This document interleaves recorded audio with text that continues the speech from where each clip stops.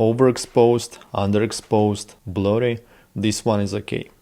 As you may guess from the title, in this video I am tackling a crucial part of the photographic process called culling. The second thing I dislike most about photography is the painful process of selecting images. The first, retouching obviously, but while retouching can be skipped for some genres, culling has to be done whether you like it or not. You can't just upload every single photo from your camera to a social media or send an entire photo shoot to your client. Sure, you could store everything for later, but that's not a solution because one day when your hard drive is full, you will spend days deleting images you should have sorted months ago.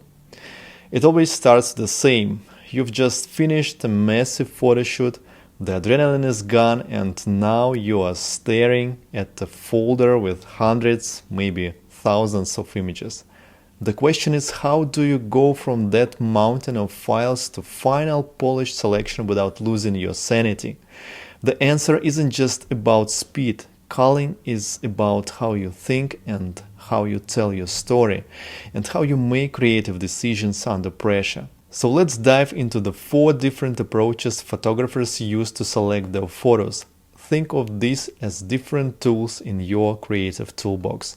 We will explore the why behind each method and even look at how modern AI is changing this entire workflow. At the end, I will give you my pro-culling advice. It's not obvious, but it will completely change the way you work with your images. First up, the goal-oriented approach. This is all about starting with the end in mind. Before you even look at the first image, ask yourself, what is the final destination for these photos? Are you building a portfolio for a website, pitching a photo essay to a magazine, or delivering a specific client brief? Your answer defines the entire edit. You're not just looking for good photos, you're looking for photos that fit the specific narrative, brand identity, or commercial need. Let's see how this plays out across different types of photography. Magazines and editorial. The New York Times photo editors review between 30,000 images per week to find roughly 20 that will appear in the issue. They look for specific criteria: historical context, emotion, psychological and sociological objectives, and aesthetics. The goal is visual storytelling that adds information to the text, not just decoration. Advertising. Here, the selection process is about finding images with advertising appeal. The difference from editorial is crucial.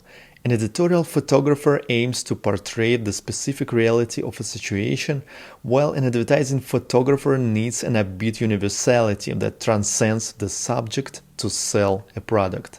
Commercial photographer Winsome Hitchcock describes her process. I had a distinct idea of the color palette and props we would use.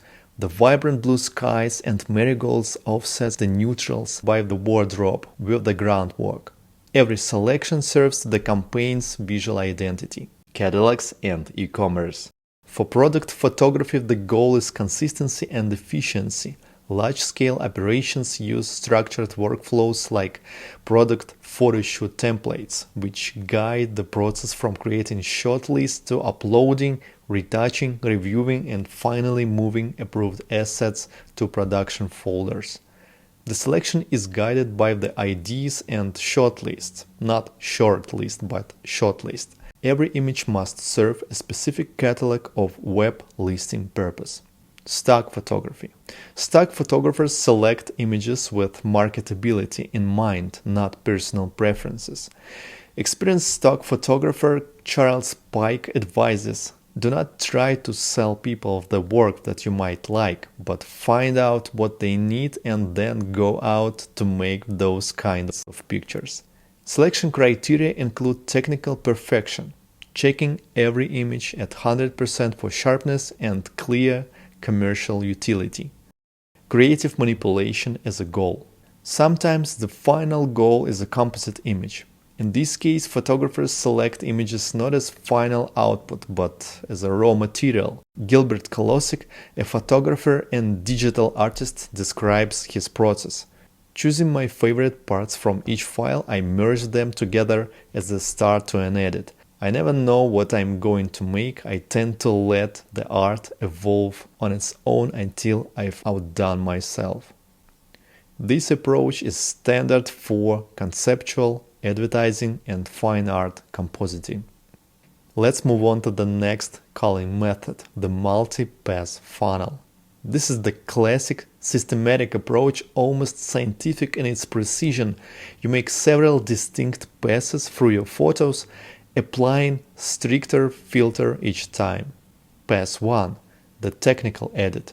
Your first sweep eliminates any images with major technical flaws. Autofocus, gone. Exposure way off, trashed. Missed focus on the eyes, next. Pass 2, the composition edit. Next you look for the framing issues. Is a limb awkwardly cut off? Is the composition weak or unbalanced? Trashed. Pass 3, the narrative edit. Now you are left with technically sound and well-composed photos. This is where you select the ones that best tell the story or capture the emotion you are after. You can easily find the video where National Geographic photographer Steve Winter famously used this exact method to cull 112 images of the city cat down to a single perfect shot. This approach is ideal for wildlife, documentary, and portrait photography, where technical perfection and storytelling power are essential. Now let's look at the polar opposite of the logical funnel, the emotional yes or hell yes approach. This method prioritizes gut feeling over technical checklists. Instead of rating images on a scale of 1 to 5, you are simply looking for the ones that elicit an immediate, powerful, emotional response. This approach is championed by the wildlife photographer David Duchemin. He advocates for picking the images that truly grab you, rather than getting bogged down in complex rating systems. I'm looking for the ones that make me lean in, the ones that make my heart sing, the ones that grab me and want me let not select them. It's a binary choice, yes or no. Details like tonal range and composition are still important, but they serve the image's emotional weight. So this method is perfect for street photography, fine art, and personal travel work where personal expressions and emotional resonance are the primary goals. The high-volume AI-assisted approach. Finally, we have the approach that's changing the game for professionals who deal with thousands of images, weddings, large events, commercial shoots. Here, efficiency isn't a luxury, it's a necessity. Now I want to share something personal. As a former wedding photographer, I used to rely on multi-pass funnel. It was systematic, but it also took an enormous amount of time and energy. When you need to select 400 to 500 final images out of 5,000 raw shots, the process becomes exhausting, not just physically but mentally. It drains your creative power because in any photo shoot you need to find the bad images first. And here is the crucial insight I want you to take away. I would not recommend doing this work yourself. Let me explain. The reason goes deep into how your brain works. There is a phenomenon called neuroplasticity. It's the ability of your brain to alter its structure and function in response to new experience. When you spend hours focusing on bad images, blurry shots, wrong exposure, closed eyes, awkward expressions, you are literally teaching your brain to see them. You are rewriting your neural pathways to become an expert at finding flaws. Think about what that means. You are not getting better at finding your photographic style. You are not focusing on the idea behind the photo shoot. You are not developing your ability to get that emotional yes. Instead, you are spending your precious creative energy on training your brain to see what's wrong. This is a really important thing I want you to pay attention to. Your creative vision is your most valuable asset as a photographer. Every hour you spend hunting for technical flaws is an hour you are not spending on developing that vision. This is exactly why AI culling is so revolutionary. It's not just about saving time, it's about protecting your creative brain. Let me show you how this works in practice with a tool we created, Retouch4me Arams. Here is what my project looks like in Arams. After AI analysis, each photo is automatically assigned a rating. To switch the view mode, just press the I key. You can also manually assign your own ratings just like in any other culling software. You can also switch to view icons showing the specific issues the AI detected in each photo. Right now, I have 327 photos in my project. Let's filter out the ones with defects. In the Image Features panel, I will hide photos that are overexposed, underexposed, or have motion blur. Then, using the Face Features panel, I will also hide photos with bad lighting on the face, focus misses, poorly captured eyes or mouth. I will also hide shots where the face is covered, where the model is looking down, to the side, or has their eyes closed.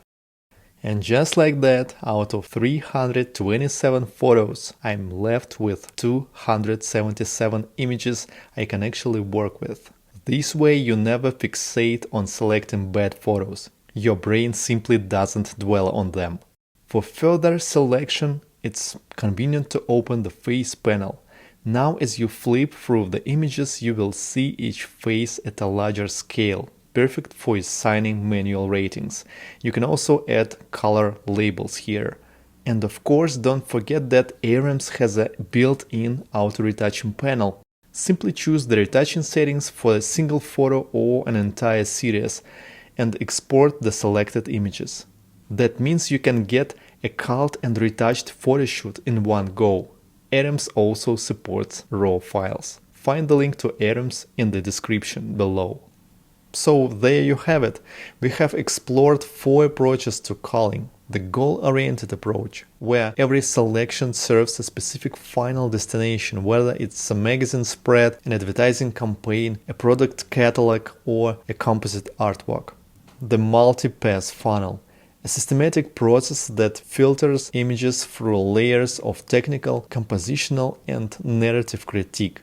The emotional yes approach, where gut instinct and heart-led selection take priority over technical checklists. The high-volume AI-assisted approach, which automates the exhausting work of finding technical flaws so you can focus on creative decisions. Tell me which approach you use, and if you have your own method that I didn't mention, I'd love to hear about that too. Culling is a skill, and like any skill, it gets better with practice and the right strategy. The goal isn't just to delete photos, it's to find the ones that tell your story, evoke an emotion, and ultimately make your heart behind the camera work worthwhile. I hope this lesson has given you some new ideas to apply to your next photo shoot, and you will definitely use them. I believe in you.